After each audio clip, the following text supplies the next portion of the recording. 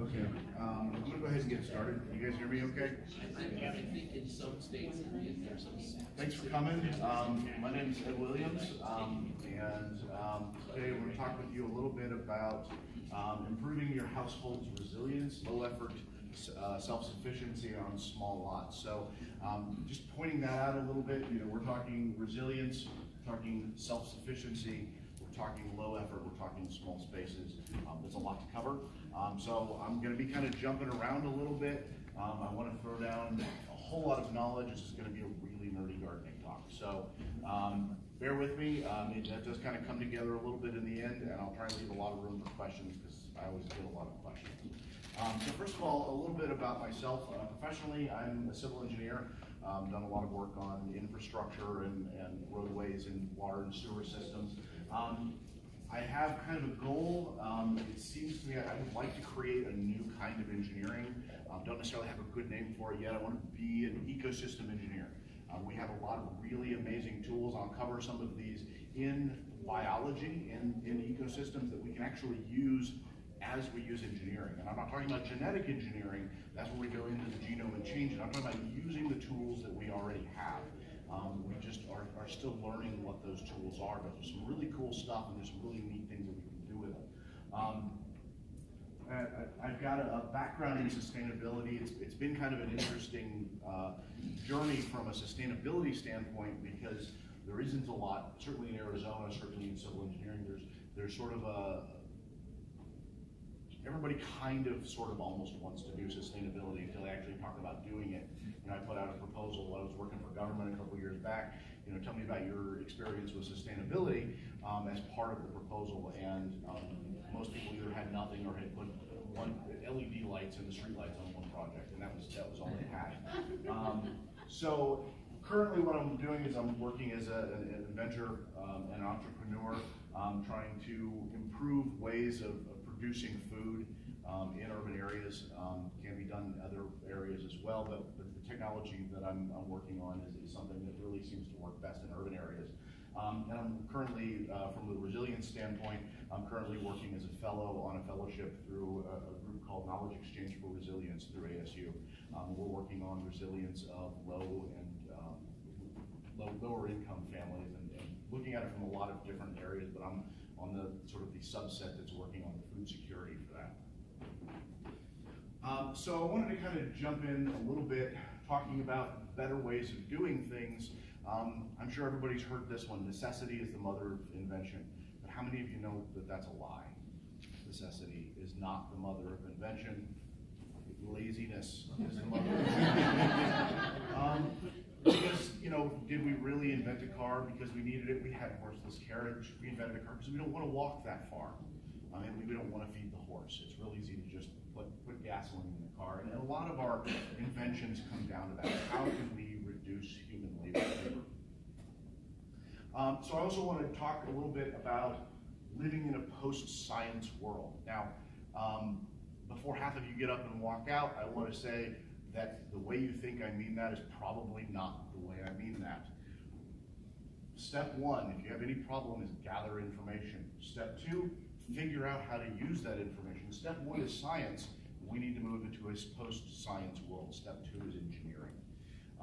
One of the things that's been really interesting working in academia through this fellowship is, as an engineer, my background is methodology.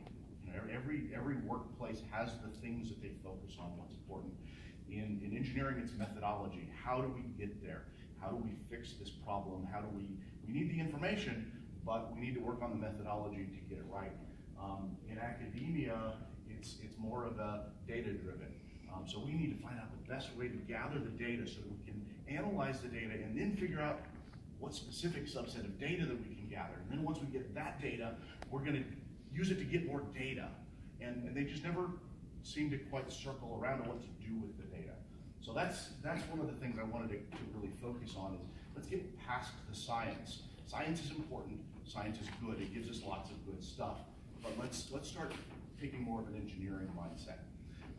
And why is that important? The big thing is that science is a methodology for gathering information. We use the scientific method. The way that is normally applied is that we need we need to control the number of variables. You want to get it down to 2, maybe 3 variables. Otherwise, your data, your study is no good whatsoever. It's a reductive approach to analysis. Engineering, on the other hand, uses a constructive approach. It takes things and we put things together. So we know this works, and we know this works, and we're going to go ahead and put them together and see if they work together. And then, okay, that works. So let's pile a couple of other things on there. Let's come up with an elegant design, something that is simplicity that performs multiple functions at the same time. So if we're going to look at it just from an engineering standpoint, let's go ahead, engineering 101, define your problem. You can't solve a problem that you haven't defined what it is. So if we want to look at self-sufficiency, if we want to look at resiliency, what is really the issue? Right now, agriculture is in trouble. We feed the bulk of the world right now through industrial agriculture. And we are in a current place where we are producing 2 to 2.5 times as much food as we actually need right now, which, you know, everybody says, yeah, that's great. We just got to make sure that we're getting it where it needs to go. The problem is we're producing 2 to 2.5 as much calories as we need. There's 2 kinds of food. There's calories and there's nutrition. We're only producing about 80% of the nutrition that we need. So what we're doing is we're undernourishing large portions of the population because we're still wasting about about 40% of the food that we eat, that we make, and we're still wasting 40% of the nutritional content that we eat. Again, scientific approach. We're trying to look at better ways to feed a growing population. We use that. We go for the scientific approach where we're going to reduce it. We need as big a field of one thing as we can, and we're gonna just mechanize it and reduce it down to as simple as we possibly can. The problem is this fights against nature. Nature does not like a monoculture. It actively fights against a monoculture. So we have to use lots of chemicals and poisons to try and counteract the fact that nature is actively fighting against it. And anytime you're fighting against natural processes, it's a losing battle. You may win in the short term, but in the long term, you're really not. The Food and Agriculture Office from the UN estimated a couple years back that we have the way that we are currently degrading the soils that we produce our food in is currently degrading our ability to produce food to the point where we have 60 years of agriculture left, and then we're done. We don't have the ability to produce food for the billions of people who live on this planet. Now, I say this with a bit of caveat. That number is patently ridiculous. It's not a hopper that you get your Cheerios out of and it's fine. You get a bowl, you get a bowl, you get a bowl, and then the hopper's empty. That's not how. It's a bit more complicated than that. It'll taper off. You know, we'll start to see the tapering before the 60 years, and we'll still be able to produce food afterwards. But the big trick is we want to find ways to get past that. How can we do better? So what does this mean for people? Food security, and to be fair, this only applies to you if you eat. So if you don't eat, then this is going to be fine. You're going to go right through it. So food security is going to decrease. Right now, we have been living for the last 100 years or so in an unprecedented in human history time of food security. They took some really big steps a number of years ago, probably 50s or 60s, I think, to create this system of industrial agriculture specifically to make sure that we never had to deal with another famine again. And we're kind of dealing with the sort of unintended consequences of those decisions. But the thing is, we don't have really famines anymore. So as we start to use up our ability to produce food, famines are more likely. Famines, of course, come with social instability. People do some pretty horrible things when they're looking at their kid not being able to eat. And of course, you know, from a resilience standpoint, if you don't have any food, you're not very resilient at all. So a lot of people are looking at this particular problem. This is something that internationally people are very, very aware of. And there's really, most people fall into one of two camps.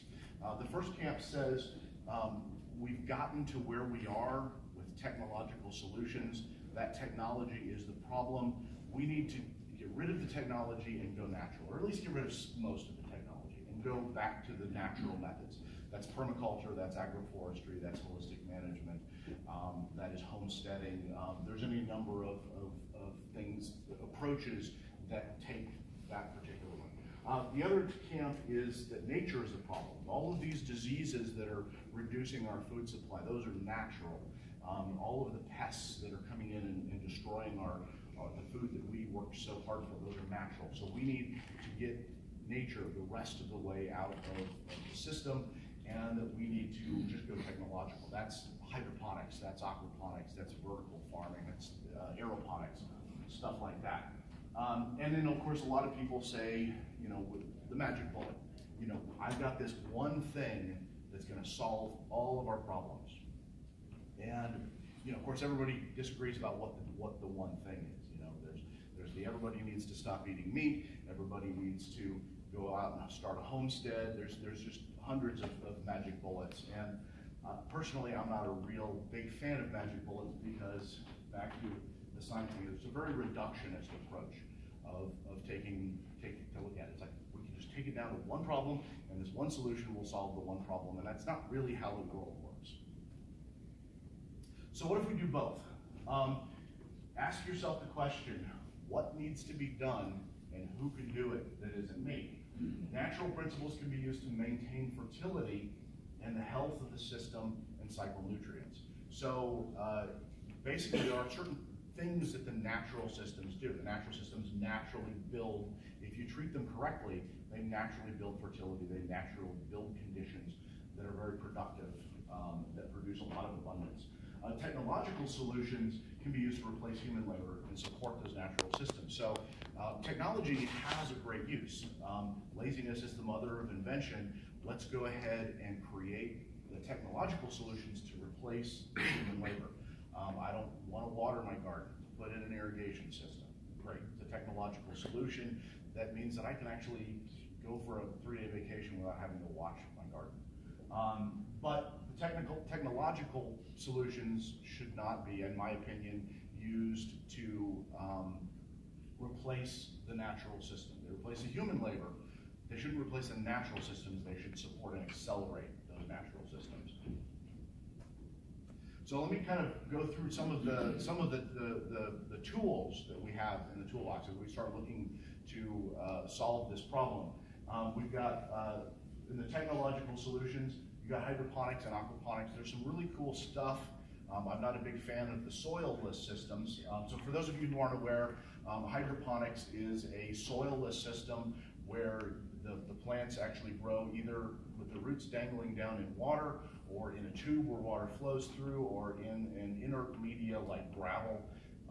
And the roots basically just have no contact with the soil, and you pour various compounds into a water solution. The water solution washes over the roots. It's a very productive system. Aquaponics is very similar to hydroponics.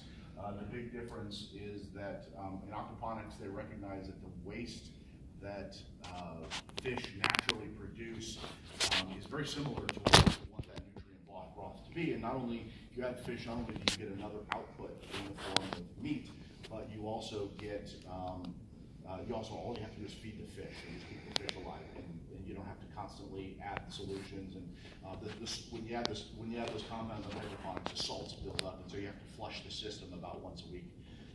You don't really have to flush the system so much in aquaponics.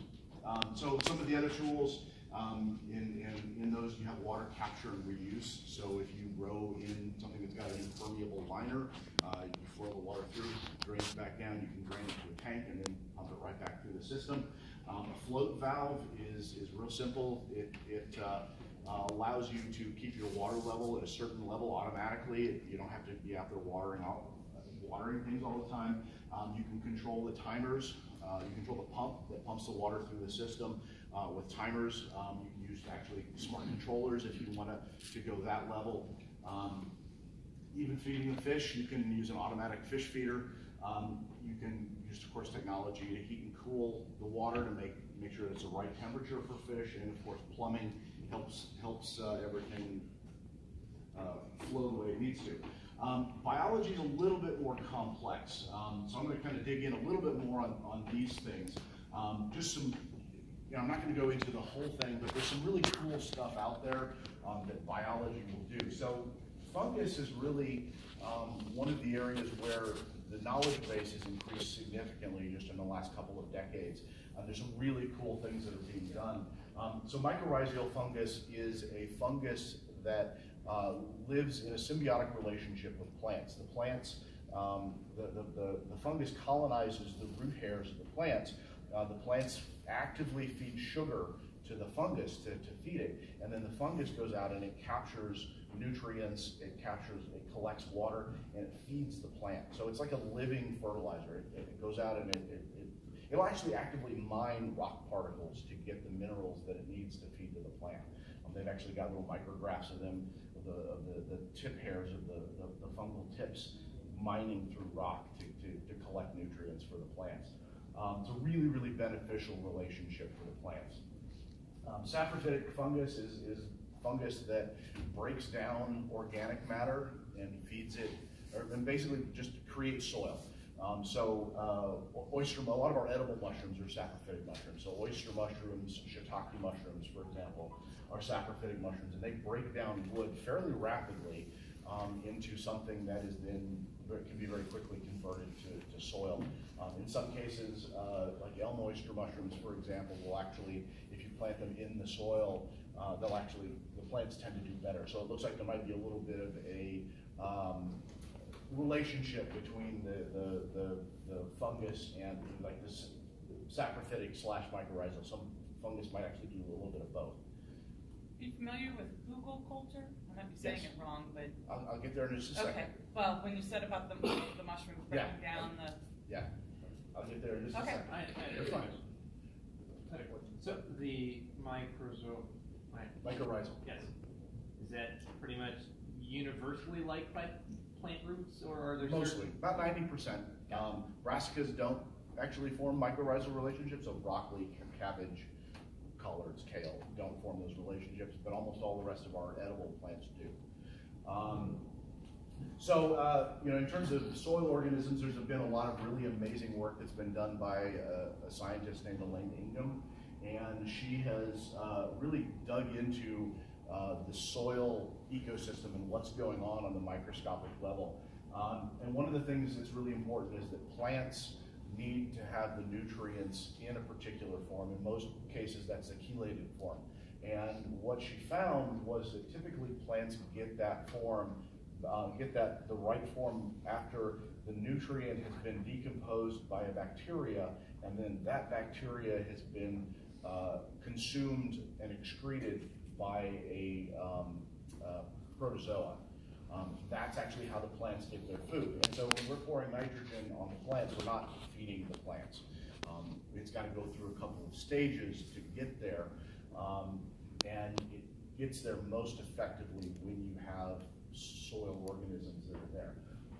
And then earthworms are something also that's kind of neat. I just found out fairly recently that earthworms, which have a little rasping mouth part, they just break up organic matter and then swallow it. They don't have the ability to digest plant matter. They don't have the ability to digest fungal matter. They don't actually have a whole lot of enzymes for digestion at all. What they have is a really, really strong crop. So a crop is a muscular organ that, in birds, they swallow gravel, the crop grinds up the food. In an earthworm, it's a little bit more like a juicer. So what they do is they swallow these organisms and then just squeeze it and juice everything. And so they actually consume that juice. And they are very effective at killing pathogenic organisms. Nobody's quite figured out what the mechanism is yet, but for some reason, they will reduce E. coli, they will reduce salmonella, various pathogenic organisms. As they consume it, they just don't make it out the other side. But the beneficial soil organisms not only make it through that crop, but then they colonize in the hindgut of the earthworm, which loads the earthworm castings with lots of really good biological activity. So that's why earthworm castings are so great. They break it up and then they get the right set of organisms in there. Biological diversity is another one that's really important. Predator-prey relationships is really part of the problem that the monocultures are struggling with, is because you have a prey that likes, most insects tend to have like preferences, like tomato hornworms like tomatoes. But then the prey, the beneficial insects that prey on those also tend to be kind of specific. And so you plant a whole bunch of tomatoes, the tomato hornworms come in, but let's say there's a parasitic wasp that lays its eggs, and I'm not exactly sure, but there's probably some flower that plant needs for part of its life cycle, and if you just have the tomatoes and not the other organisms, then that you don't get the beneficial impacts. So what you need is a diversity of plants and basically a complete ecosystem.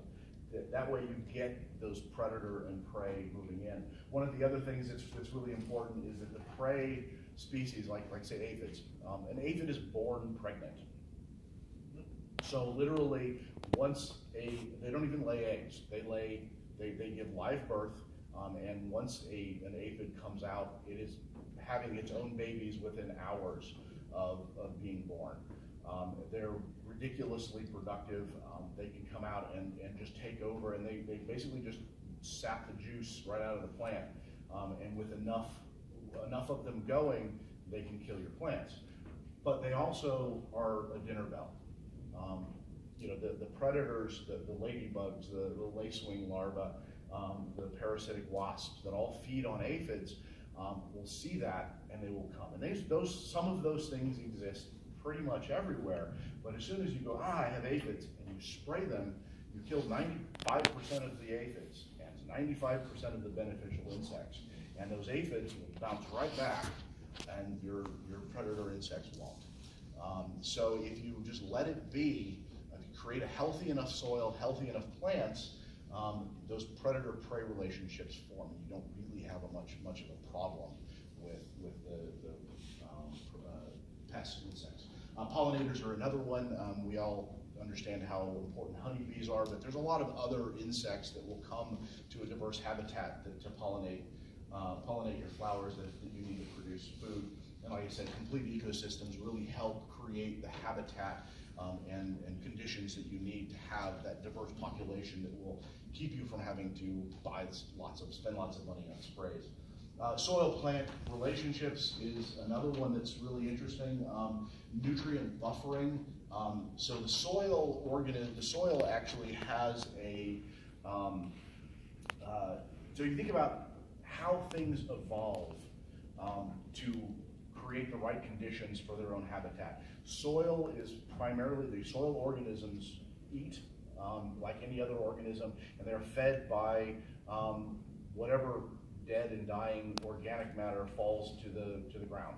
Mostly plant, sometimes animal feces, animal carcasses, but really the soil organisms have evolved to recognize that if they can feed the plants and get the plants the nutrients they need, the plants grow bigger, they drop more duff, and then you get a better, more food for the soil organisms. And so the soil organisms have the ability to buffer nutrients into the soil. They have the ability to balance the chemistry. They will create the right pH that's needed for the plants. And to a large extent, the soil provides the immune system for the plants, which is one of the reasons that the hydroponics and aquaponics facilities are usually located indoors. Without the soil, the plants don't have much of an immune system. If something gets in there, you just have to clean everything out and sterilize it. There's really not a lot that you can do. So how do we use these biological tools? Feed the soil. Soil organisms are fairly ubiquitous. They're common. They will reproduce rapidly and grow into a system where they have enough food. Composting is a great way of doing this. Mulching, where you cover the ground with organic matter, is another really helpful way. Hugelkulture, like you were mentioning, hugelkulture is burying large chunks of wood in the ground. Personally, I think hugelkulture stops a little short because if you can actually inoculate that wood with saprophytic mushrooms, you can create an additional product of actual food coming off of the wood. But as the wood breaks down in the soil, it slowly feeds the soil. How do you feel about buying predators to protect your garden? I don't have a problem with it. I've never really done that. They tend to find me. Okay, you can buy praying mantis and ladybugs by the box full. I always like it better when they show up naturally, because so many people dump a bunch of ladybugs in and then come back the next day and you only see one. I bought 1,000. Where'd they all go? Well, they're looking for food, and different things come in. Going back here, these little dudes. I don't know if you can see them on there. This was I caught some assassin bugs just hatching out of their eggs on my dill plant. So those are really great kind of broad spectrum predator insects. They eat just about everything. That size, those little dudes chewed through my aphid problem in a matter of a couple of weeks. I don't think I lost any plants due to an aphid infestation. I had to spray it, but they came through and took care of it for me. So as we start looking to kind of build things with this, what are our core principles? So the first thing is to understand that an ecosystem's primary function is to cycle nutrients. It's sort of like an economy. If everybody decides that they're going to save money, we get a recession. An economy functions when the money is flowing from one hand to the next. We get a booming economy when that money is flowing. Same thing goes with ecosystems. When the nutrients are flowing from one organism to another through predation, then that's when an ecosystem becomes really, really productive. The other thing is close any and all loops. Look at something, a lot of places for me, if there's something that needs my work, that's a loop that needs to be closed. A perfect example, I'll get to my system in just a little bit, but I have chickens in my backyard. And chickens like to have an open, they don't mind the little nipple feeder drip water systems, but they really like to have open water. But chickens are also messy. They kick things everywhere. They poop all over everything, and you really need to change the water in a chicken tank a couple times a day, at least minimum of once a day. But as I was setting up my chicken coop, I also had the drain from my garden that runs from my garden to my pond, where I capture the water, ran right through the chicken tank. So I just drained it through the chicken water. And every time I water my garden, it flushes out all of the unsavory crap from the chicken water and flushes it on down the system. And any chicken poop that ends up there just decomposes in my water, fertilizes my plants. I don't have to water my chickens ever. They just get automatically watered as I water the system. So there's a lot of opportunities there to just look for those places where you can just close the loops. The other thing is to add production at all levels. So let's say you have a pile of woody material. You compost that woody material, you get soil. You start with wood, you end up with soil. It's a good thing. It's not good. But let's say if we can add production. So we take the woody material, we inoculate it with mushrooms, we grow the mushrooms on it, we harvest the mushrooms, we eat the mushrooms, and then we decompose, we compost what's left. We get soil. We start with wood, we end with soil, but we got mushrooms in the middle. Can we add to that? Sure we can. Let's instead of just throwing in the compost bin, let's go ahead and feed that to the worms. The worms grow, the worms get fed. I can then take those earthworms, I can feed them to the chickens, I can feed them to the fish. I start with wood, I end with soil, but in the process, I got mushrooms and fish, meat, and eggs.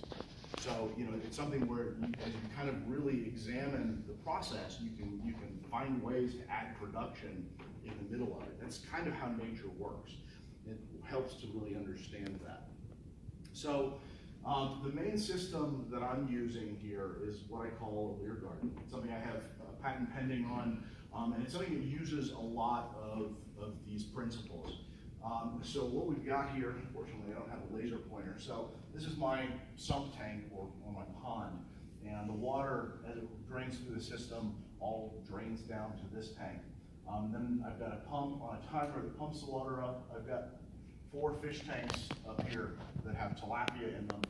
As the water rises up in here, it drains down into the garden bed. The garden bed has a slope on it. Now, when you have a aquaponics system, you have large pores in the wood or in the material that the plants are growing in. So you fill it up and drain it out because it won't wake up in big large pores. Whereas mine, because I have soil, it actually wicks up into it. So I have a slope on the bed. So I pour the water in here, the water runs along the bottom, wicking up into the soil. In some cases, it flows up into the soil, pushes some of the bad air out. When it drains back down, it sucks good air back in. Water comes down, drains into here. I have the soil that I put. This is the soil. It was woody material when I first made it. I didn't put anything in there that one would really recognize as soil. I'm using these principles to actually create the soil in place. So it's actually actively composting while my plants grow in it. So normally that doesn't work. Mine does work because I have the fish water that's flowing through. So if you get a nitrogen spike, that flowing of the water will flow through and collect those nutrients before it becomes a problem for the fish. Becomes a problem for the plants. If you have something where you have something's trying to decompose and it's stealing a lot of nutrients, which is a common thing if you're trying to, you can't grow plants in raw wood chips because the wood chips decomposing steal all the nutrients. Well, I have, my fish are actually putting nutrients in the water, and as it flows through, the decomposing organisms that are breaking down the soil are getting what they need, and the plants are also getting what they need.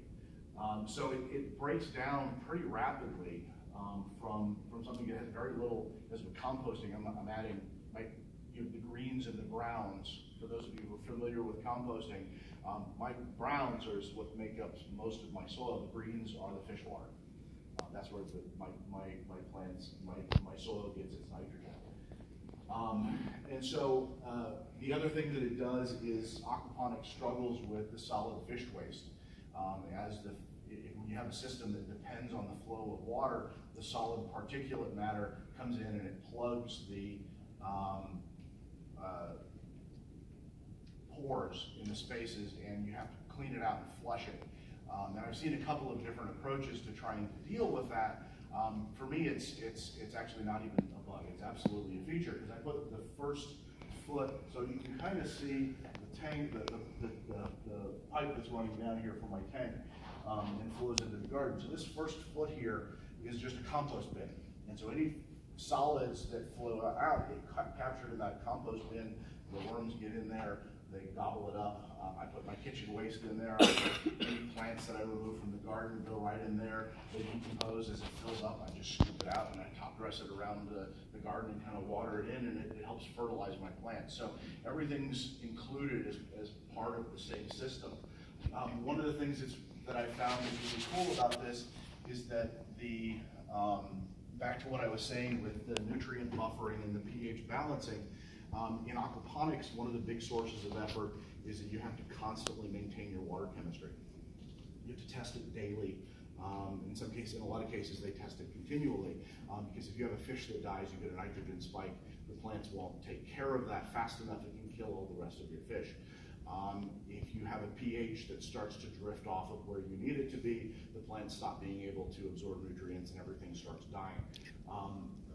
Soil actually maintains my pH at a constant about 7.6, which is right about where I want it.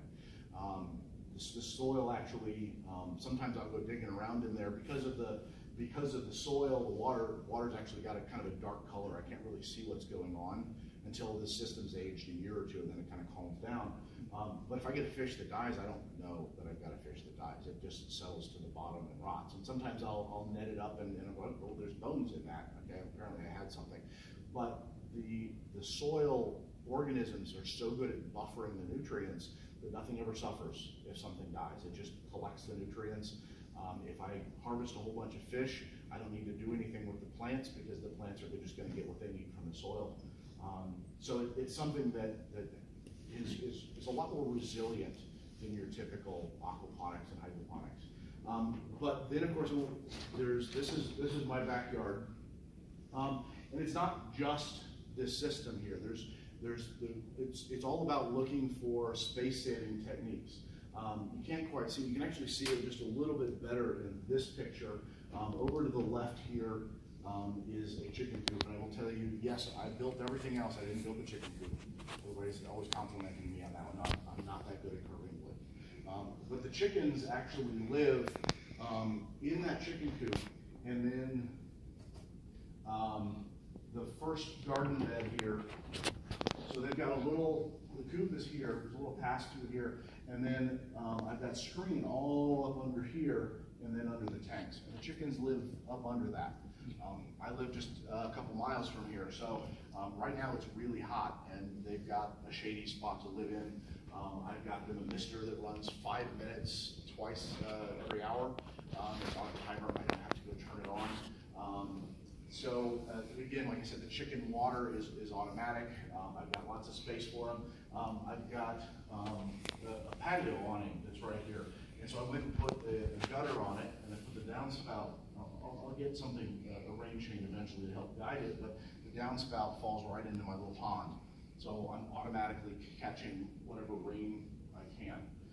And so it's really a matter of trying to be efficient with the space. And I'd love to have chickens, but I don't have the space for them. Well, they live under the garden. I've got plenty of space for them. So, it's really, again, closing those loops, trying to engineer the system so that everything works as efficiently as possible. So, kind of tying it back to resilience, a couple of basics I wanted to just point out on resilience. A distributed system is inherently more resilient than a centralized system. Basically, what we tend to, as a culture, we tend to like the centralized system. Industrial agriculture is a centralized system because they're big. There's always going to be events that cause things to have problems and to go away. We call them black swan events. And the larger systems like industrial agriculture are not as prone to those little black swan events, but eventually the big ones coming, everything's going to fail eventually, and then you get into a problem where it's too big to fail. So distributing system, having a distributed system of agriculture where you have a lot of people producing their own food, producing more food than they need, that's going to be a lot more resilient for the whole society, not just the people who are engaging in it. Also, a community is more resilient than an individual. That was one of the first things that they told me when I joined this fellowship was that a lot of people think, okay, well, I'm going to be a prepper. I'm going to go and store lots of weapons. I'm going to store lots of food, and I got mine, and I'm going to be good. And then you get a sick kid, or mold gets into your food supply, or the mob comes after you. Having a community is going to just be naturally more resilient because you guys can lean on each other. If one person has a problem, they can lean on the community, and honestly, that's what GoFundMe and those things are. It's just creating sort of this community of people. Ecosystems are naturally resilient. The fact that we even have them is kind of proof. We have been extracting resources from ecosystems all over the world for hundreds of years, kind of brutally, and the fact that they're even still there is, I think, proof positive that ecosystems are naturally more resilient. But they're very good at, if you give them the right conditions, they will go ahead and repair themselves naturally. That's kind of what they do. So I wanted to kind of end it there. My contact information is, there's my email address. Website's still under construction, but it'll be up fairly soon. If you want to find me also, Kind of two places, Mad Bioneer, I have a blog by that name. I also have Facebook and Instagram if you like the more nerdy stuff, where we talk about like methodology and how to do things. That's more Mad Bioneer. Lehr and Homestead is kind of what we're calling our site there. So more of the Homestead type stuff is on that. We have Instagram, Facebook, and YouTube on that one. So before I open it up for questions, let me go ahead and start by taking the question that I always get every time I talk to somebody on this, and that is, will it scale? It's a kind of a multi-part answer. Yes, this particular system will scale. The main impediments are, number one, cost, which for a lot of places, if you're going to build a vertical farm, those things are ridiculously expensive. This whole thing, by the time I get this third bed built out, materials cost is going to be somewhere in the neighborhood of $4,500, and that'll give you about 350 square feet of productive space. A little more than that, actually, almost 400, and you know, enough to, you know, I can fit about 500 fish or so in those tanks, and I should be able to produce the bulk of the food that I need off of this. And I don't fertilize it other than fish food, so maintenance is actually really low. Right now, it's using about 16 gallons of water a day, which is not a lot of water for some places hotter than where we are here. But I guess the other question on the will it scale is, should it scale? Do we want to use this to create more industrial agriculture? And I think for that one, I would prefer the answer to be no. I mean, I think in the right situation, I certainly think that if we could find a way, and I think I have ideas on this, to form the sidewalls of the garden up out of soil and use it in some of these big fields that are losing all of their organic matter, I think that we could form it up and do a different form of agriculture for a couple of years, probably 3 to 5 years, and then basically just plow it back in and just basically refresh a field. And of course, you know, we're kind of extending the life of industrial agriculture, but considering that we can't just immediately jump to a whole new different way of producing food for 8 billion people, that might not be a bad thing. But overall, personally, I think that a more distributed form of agriculture is really the better use for this. So I'll go ahead and open it to you guys for questions. Yes, Ben? You said enough, most of your food, just one person? Just, I'm trying to figure the scale of like that much space and how many people. Yeah, so we've got, there's 6 of us that live there. And what we think is, once I get everything up and producing, and I get, you know, planting seasons right, like I said, this is just being built now. I built the first bed in the back there in November. I got the second one built in April, and this picture was taken yesterday.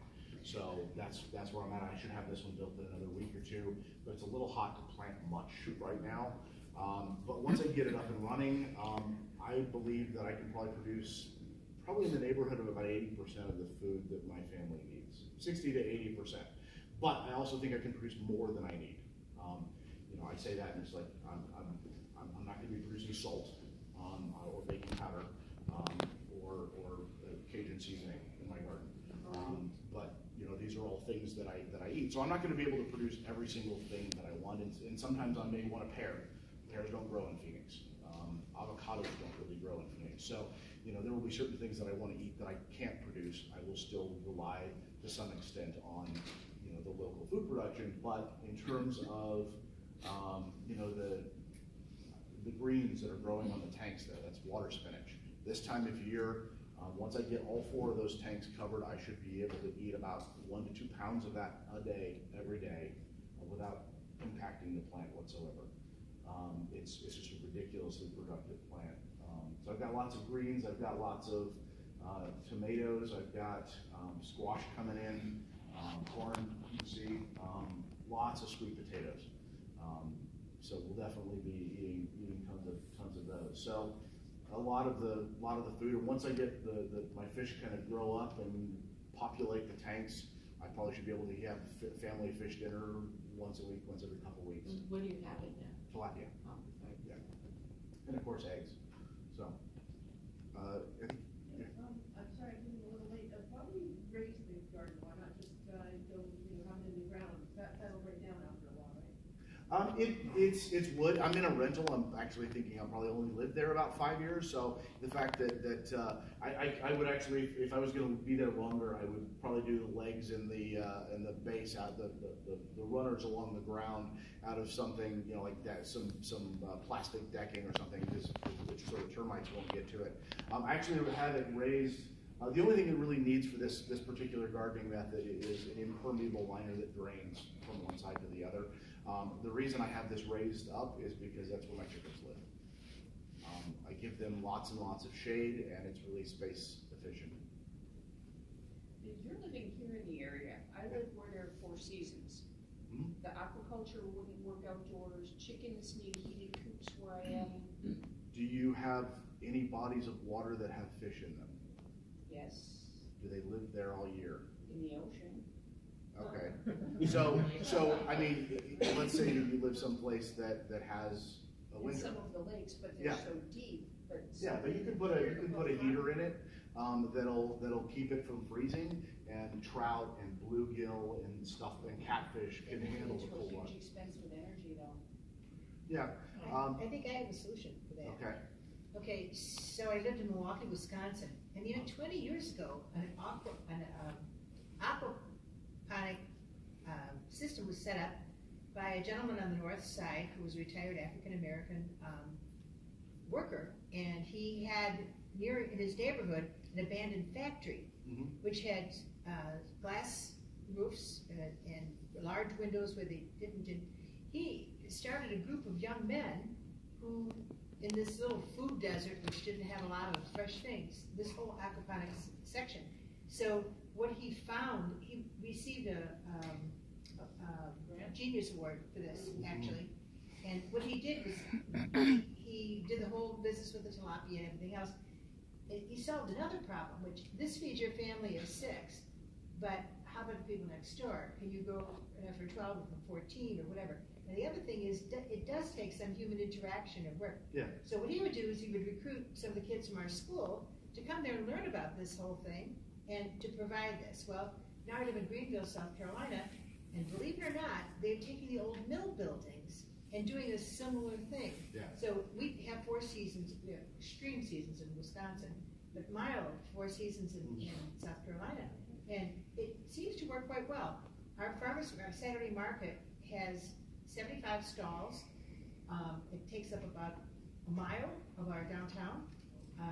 And we have about 4,000 to 6,000 people that come every Saturday.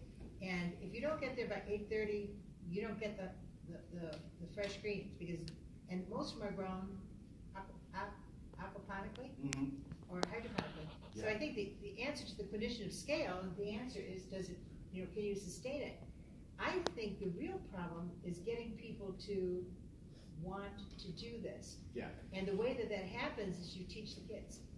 That happens, and that's actually one of my strategies. Back to your question before we move on. You have to have a large number of people and some capital to Yeah. procure the building, etc., to even get it started, But which an individual can't. You could put a greenhouse over this, and you could. One of the things that you could do is to save some expense on the greenhouse is you put the tanks inside the greenhouse. You have a lot less heating needs if you do that. Also, the water tanks will help. Greenhouse houses are really prone to temperature fluctuations. The thermal mass of the water will help that. You're going to want some amount of plants in the greenhouse so that you can keep filtering the water through the winter. But you can also build beds that are outside that you just shut down in the wintertime and fire back up as soon as the weather's warm. So there's ways to do it. But back to I'm trying to remember what your last point was. What's that? Yeah. Or the expensive even composting, people have trouble with composting because we can't mulch the grass clippings on the lawns because they don't decompose over the course of the summer. Yeah. It's cold enough where I am. Anybody know anything about that group composting? Because I'm really interested in that. What's that? Anyone participate in the group composting movement? No. I saw an app on that, and I thought about it, and I haven't gotten around to looking at it. See, I think there's a lot of producers of kitchen waste and clippings and newspapers and coffee grounds and everything. But I live in a small community and I have no garden. I just have a few, shrubs. Okay, but I eat organically and I've got lots of stuff. Yeah. And there's no place to put it, no one to give it to. I remember what I wanted to mention. You're talking about ways of getting people to do this. One of the things that I've noticed in talking to a lot of people is they don't want to garden because it's too much work. Or they can't, like me, I'm handicapped. So Yeah, yeah. yeah, and that's certainly an issue.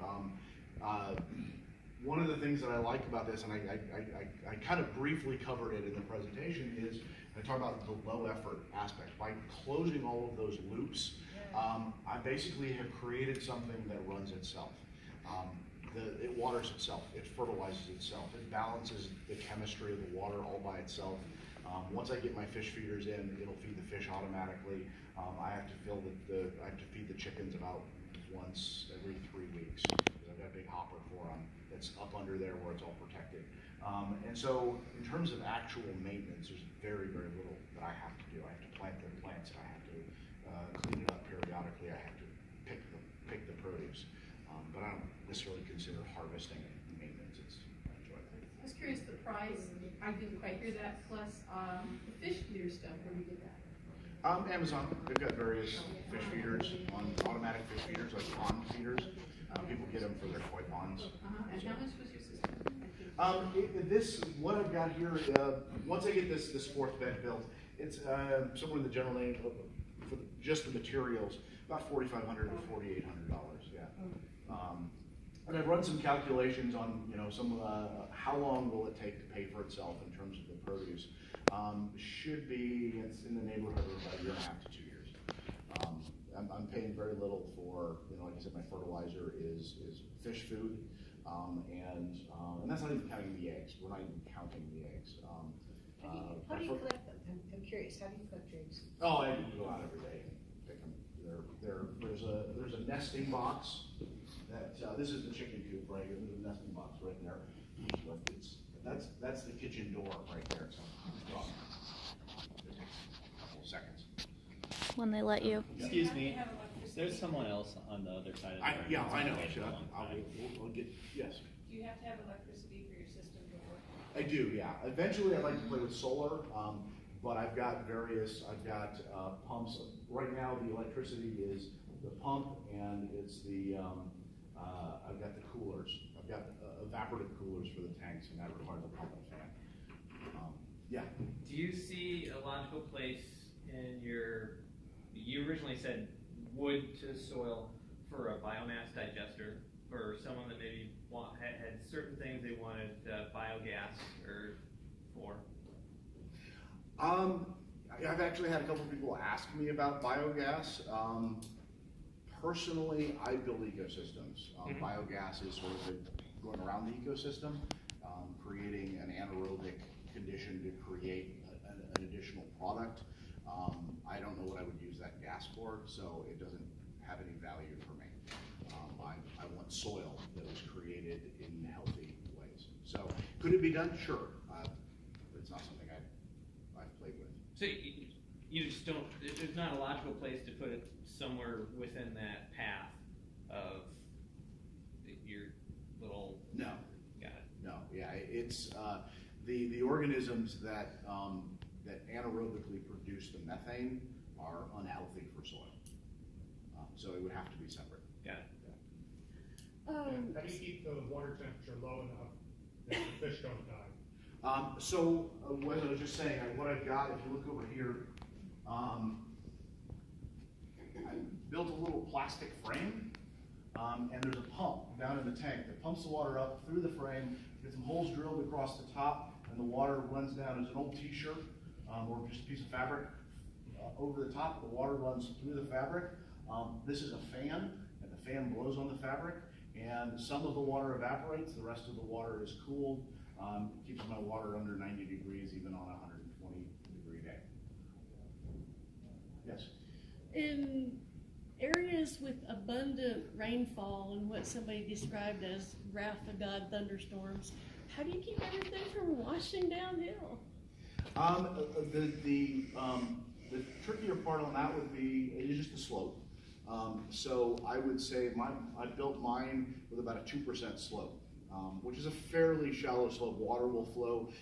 For example, streets are typically from the crown of the road to the edge. That's about 2%. So that's about how steep we're talking. Anything over about a 5%, you're looking at potentially doing that.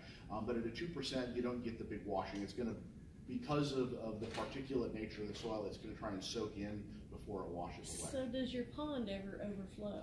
Sure, it does. Yeah, and actually what I did was I set I grow duckweed in the pond, and so I don't want the duckweed washing over. I have guppies in there that I also don't want washing over, and I have a turtle that lives in there that I don't really want her to have a way out. So what I did was I set the water dish for the chickens 1 inch below the top of the pond. So when I get too much rain and it overflows into the chicken coop, not over the pond. So the overflow just into the chickens is the only, because like you don't have a whole closed loop with the water. I do, yeah. The water. The only time it overflows into the chicken coop is if I get too much rain. So the water system is closed loop. So the float valve is in the pond, in the sump tank, and then the pump pumps the water up into these upper tanks. It flows to the garden, gets captured back down in the pond. And my second question is, do you have, with your chickens, how do you deal with predators? I mean, you said there's a hopper that you fill once a week. And yeah, they're all screened in. Oh. They have screens all the way. I haven't built the screens yet for this second one because I don't really need to just yet. Okay. The eventual goal is to have a rotational grazing, if you will, for the chickens. Tractor. Yeah, so yours isn't tractored, but you're saying, okay, I got it. Yeah, no, actually, well, not even a chicken tractor. So what I'll do is as I build beds number 2, 3, and 4, I'll put the screens on them. And you'll have chutes, and then you'll open a chute when you want them to go into that one. Exactly. And Let the vegetation grow back for a bit.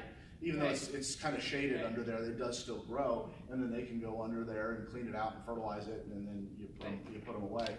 But they always have access under the other stuff. And I've got it, the screens were built, I meant them to be, I think I need to secure my doors a little bit. I do have walls around the yard. There are foxes in the neighborhood apparently, but I haven't seen them near me. Yeah, because your wall doesn't appear to have any grouting. No, not much, but you know, it's yeah, they're not getting through the wall, but they might get over. The wall's only about this tall, so. Nice setup. Yeah, so Other questions?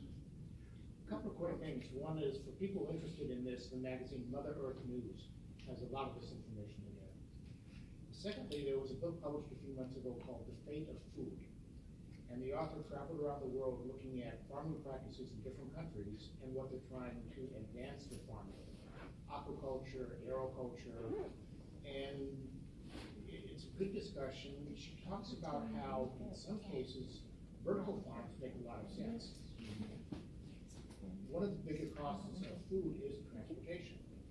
If you ever drive up Interstate 5 in California during summer, there are hundreds of tomato trucks, huge ones, going back and forth all day long. Yeah. She talks about a vertical farm in New Jersey where cost of transportation for the food to New York City is minimal. And it just makes sense to do that, just to reduce the cost of transportation itself, if nothing else. Yeah. Yeah, I see my food miles are measured in feet. Yeah. That's like I said, that red door right there, that's my kitchen. So. That's why I was saying, distribute the system. Yeah. Yeah, and you know, we would have to have a lot of people growing food this way to really have a fully distributed system, but there's ways to do that. Well, I was wondering about the soil you have in there and the type of wood that you. The mushrooms are a little picky about what kind of wood they'll grow on, so I generally prefer hardwoods. It's kind of funny, there's not really a good name. Deciduous means the leaves fall, but they don't always fall. But so I have, right now I have mesquite, Palo Verde, and ficus. Don't you need an elm tree for the elm oysters? Yeah, something. The elm oysters are called that because they kind of prefer elm, but they'll grow on just about anything. Yeah, the mesquite and the palo verde are those are both nitrogen fixing trees, and a lot of mushrooms like to grow on those, and they're real common around here. So it's a lot of it's just a matter of what you've got available. The mushrooms, depending, you have to be kind of careful if you're going to have conifer. So this soil is what you composted yourself? Correct. And how thick is it? The way I built it, the first bed there is a foot deep. I don't have it quite full up yet. The second one here is a foot and a half, and then the third one here will also be a foot and a half deep. And the soil, you can't quite see it. You kind of see how the plants are sitting down. I've got about 6 inches here, because when you first build the soil, it's really chunky, and the water doesn't tend to wick up into it really well. So I start off a little bit low, and then I'll kind of build it up over time. But actually, talking about if you want to throw climate change in there, by the time I get all 4 beds out and all 4 beds full of soil, I should be able to sequester, according to my calculations, about 1.8 tons of soil carbon in it, which equates to something like 3.6 times that of atmospheric carbon dioxide. So it'll actually sequester carbon because the soil is almost entirely carbon. I was curious how many fish you started with, or maybe plan to wind up with in a year, and also a little more about vertical garden. I got 100 fish in there. I had a pinched air hose, and I lost about 30 of them. And no, it wasn't the pinched air hose. It was, I lost one for the pinched air hose. It was actually my electrical cord decided in the middle of the night it wasn't plugged in anymore. It just decided it wasn't going to draw power anymore. Of course, the aerator has to keep running, especially when it's this hot. And I lost about 30 fish from that. So I should still have 50 to 60 fish in there. These are tilapia. They will continue to reproduce, and I will kind of manage them in such a way that they will reproduce more. Each of those tanks will hold between 100 and 150 fish full grown, and that's a fairly conservative. I think according to Aquaponics numbers, you can actually fit closer to 200 or maybe 300 in there, but they start to be really, really sensitive to aeration and nutrients and stuff. I just put that many in there. So, I should be able to have 400 to 500 fish once everybody grows up, and I should start harvesting probably March, give or take. What was your second question? Can you talk a little more about vertical gardening, like how high is it typically, or is it mostly tomatoes? The vertical farming in terms of like the buildings that they make, okay. or are you talking about growing vertically, or right. Well, here you really couldn't go much more vertically because it'd be too high for the neighborhood. Yeah, I don't know that zoning ordinances cover plants, because you wouldn't be able to plant a tree if you did that. I do hope at some point, this is brand new soil that's still working, so my corn's actually, a little short. It's producing ears, but it's only about 4 feet tall. It looks nice and tall because it's up off the ground, but I would hope at some point to have 7 or 8 foot tall corn. But and I've got cages. This big lump of vegetation in the middle here. Those are tomatoes, and I've got a cage built around them there. Actually, Julia built mine. The woman in the green sweater over here built that for me. Yeah, it's more a matter of just how tall the plants are going to get. Yeah. Okay, so when you're building something like this, do you have to be careful about treated versus non-treated wood? Because you don't want to introduce any of those preservatives or whatever. Generally I prefer untreated wood. Of course it means that my garden probably won't last as long, which is okay. I mean, I built this thing in sections so that I can haul it off when I'm done, because it's a rental. Right. But my organisms, my plants and my gardens aren't, or the soil at least, is not in direct contact with the wood. So theoretically, you probably could do treated wood, but then you get into disposal. And one of the things that I do is I actually take the wood scraps as I'm building it, and I turn those into biochar and put that. You do have the waterproof lining though to protect from the chemicals from treated wood. Yeah, you have to. It's really hard to waterproof wood to the point where it's the water's not gonna just flow out all the cracks. But yeah, I've got a pond liner in it, so, yeah. I have a question. My nephew's family in California make a pretty good living with a worm farm. They sell both worms and bags of worm casting. Yeah, and I probably could do that as well. Right now, I did actually end up having to buy some worms. When I first put them in here, I had a handful of worms that had survived and not, I had a container garden and a lot of them had escaped into the soil, but I had just a handful of worms. And I went ahead and broke down and bought some red wigglers, and a lot of them didn't survive. I think it was 1,000. I estimate probably 400 survived the shipping. And now I have, that was a couple months ago, and I've got thousands of them now. They're just, they come up in knots in the middle of the night. It's ridiculous. I've just been really, really happy in there. Yes?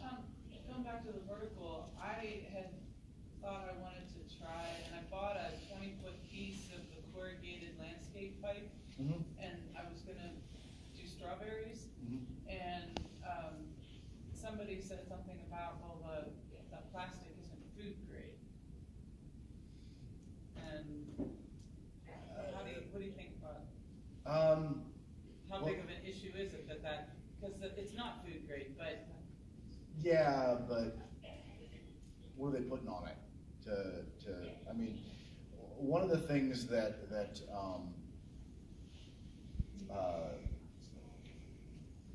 when you have, let's say you have pollution, what fixes that pollution? Generally speaking, it's an active ecosystem where those soil organisms, the fungus in particular, is really good at breaking down compounds. They actually use, there's a group that collects hair from barbershops and uses it to make mats, because human hair is really good at soaking up oil. So they soak up the oil with the mats, and then they take it and they grow oyster mushrooms on it. And the oyster mushrooms break down both the hair and the oil. And so I guess I don't worry too much about it unless I know they were putting toxic chemicals on it. You know, if you've got enough biological activity, whatever's there is going to get dealt with by the ecosystem. That's what fixes the ecosystem. Yeah, I mean, I don't know that it was coated with anything. I mean, I just went to, you know, the local whatever Susie Supply, and they had, you know, you could get pavers and whatnot, and so of course it came in 40-foot sections, and I wanted 20, so they had to cut it in half, and I put it in my minivan and took it home, and then when I posted about, well, I got step 1 done, and somebody said, oh, but that's not food grade, and so it just has gone into my list of unstarted projects. I mean, a lot of it's, personally, I would think that the risk would be fairly low. If you're the first user of this particular product, it was manufactured and then you got it, it's probably okay. They might have some stuff on it, and that'll break down with time. But food grade generally means that you can eat off of it. Right, or just. but soil isn't generally food grade. Most people don't eat off of their soil. Yeah. Could you adapt your system to work organically? Yes, but why would you? Because there are some people who would prefer not to have animals. Yes, but I'm trying to create an ecosystem. Animals exist in every ecosystem on the planet. They are a necessary part of that ecosystem. And I would say it depends on how extreme of a vegan you are. Because some people say no animals at all, no matter what. If you put this thing outside, the bugs will find it. They will eat each other. You know, I was talking to a vegan in a neighborhood I lived in, and she was just wringing her hands because she couldn't figure out how to get the praying mantises to stop eating the grasshoppers. Pray. Why would you? That's part of the natural process. But some people are that extreme vegan. If you want no animals in this, it won't work. If you put earthworms in it and you're fine with that, good. If you're fine with native pollinators coming through and pollinating it, that's fine. And some vegans are fine with that. If you're fine with animals existing in it, have koi. You're not going to eat them. Give them a big enough pond where they're happy. They won't reproduce. They won't cause problems. If you have open water, mosquitoes will find it, and you need to have some way of dealing with that. Now you could put a big basin in the ground, fill it with gravel, and use that. Mosquitoes won't find that. But one of the important things, the reason this works the way it does, is because as that soil is breaking down, there is nutrition in the water that is put there by the fish to kind of help support the plant growth through that soil breaking down phase. So if you would like to be the animal and you can go out and have your gravel so that the mosquitoes can't get to it, and you can go out there and pee in it a couple times a day, it probably could work that way. But for my purposes, I want to see a complete ecosystem. I want diversity of plants. I want diversity of animals, because that is the way it's supposed to work. It's strong. Yeah. What do you do about the mosquitoes? Do you have standing water in your pond? I do, and I have guppies in there. And if they really get going, then some of them get sucked up through the pump, and tilapia love them too. So I love mosquito season, because the mosquitoes, everybody else has, when monsoon season should be starting sometime soon here. I don't know when actual rains are coming. I got a couple of drops this morning. But what happens is all the little bits and pieces that are laying around collect water, and then mosquitoes come in, and then everybody gets mosquitoes, and mosquitoes are all looking for the best place to lay their eggs, and they see my pond, and they say, yes, I'm going to go do that, and then they lay their eggs, and they feed my fish. It's awesome. I love it. And my garden actually acts as a mosquito sink. They come in and then they don't go away. They come back out. So. And your fish eat the eggs, you have more water too. The fish, what's that? I said your fish will eat the eggs from the mosquitoes as well. Yep. Not just the mosquito themselves. Correct. Yeah. So it's more part of, come feed my plants, feed my food. Yes. So how far north would you envision this making sense in a situation where you did greenhouse and you did add heat, maybe? So if you had 4 seasons, how much of that time could you be spending stuff that you could do in excess and can or whatever, freeze? Yeah, I would say certainly. I don't know that there's necessarily a limit. I mean, you might want to put a little bit more, if you're really farther north, put a little bit more under greenhouse. Of course, how well is a greenhouse going to work in north of the Arctic Circle? It's probably not going to collect a lot of heat. You have to actually heat it. In that case, you could do the digester and produce your own methane and use that to heat it. You could actually also you could heat a greenhouse. I've heard of people heating their greenhouses with compost. Yeah, I was just gonna say, because I'm in between Cleveland and Pittsburgh, and it's a zone 6, and I could see, because what temperature do the fish? What's the lowest that they could? Tilapia start dying at about 55.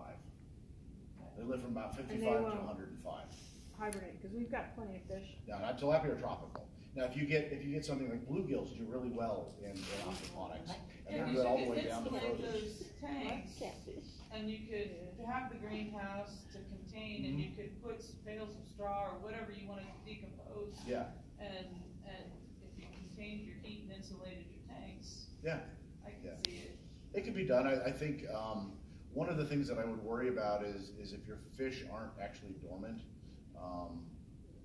then something needs to be cleaning the tank. And if you, like I said, if you're north of the Arctic Circle, there's nothing really growing without artificial light, and you really want to spend the power for that. So, the other option would be to eat your fish at the end of every year and go down to, find a fish farm and start fresh every year. You can just shut the whole thing down for the winter. There's different ways to do it. My brother has a pond, and whatever fish he's got in there are back in the spring, and turtles, and, frogs, and I look in there and I'm like, there's nothing alive in there. Yeah. Yes, there is. Could you move that slide on to the one that had your contact information on it? Oh, yeah. There's stuff at the bottom of it that, thank you. Other way. There we go. All right, so I'm going to go ahead and I'll leave that up here for just a minute. I need to vacate the stage.